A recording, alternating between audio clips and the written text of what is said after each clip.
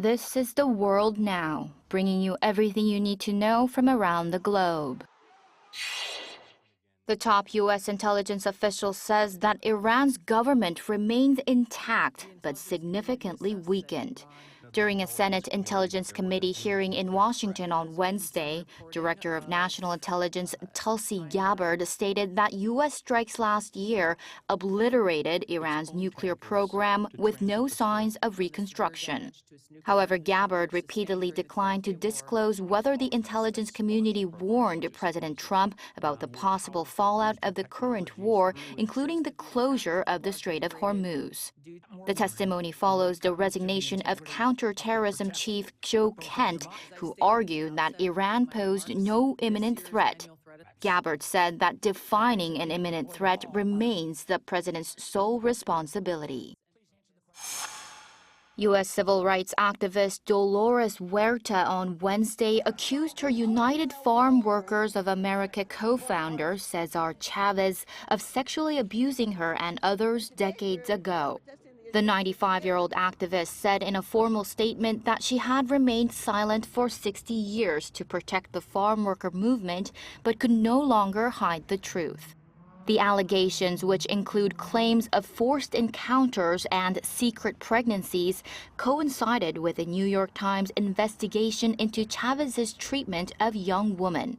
Texas Governor Greg Abbott has moved to abolish the state's Cesar Chavez Day holiday, while Arizona and New Mexico leaders called for the removal of his name from public landmarks. Chavez died in 1993. The Senegalese government is calling for an independent international investigation into suspected corruption within African football's governing body. The demand follows a ruling by the Confederation of African Football, or CAF, on Tuesday, which stripped Senegal of its 2025 Africa Cup of Nations title and awarded it to Morocco. Although Senegal won the January final 1-0 on the pitch, CAF overturned the result, ruling it a forfeiture because Senegalese players staged a 17-minute walk-off to protest a stoppage time penalty.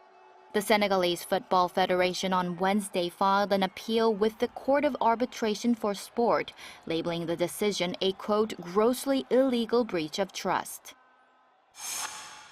U.S. President Donald Trump has sparked international debate after suggesting statehood for Venezuela following their World Baseball Classic semifinal victory.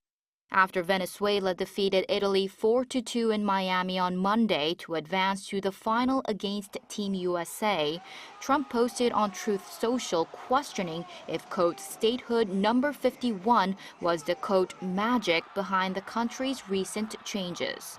The comment follows dramatic shifts in U.S. relations with Venezuela, which included a military operation that captured Nicolas Maduro and the reopening of the U.S. Embassy in Caracas.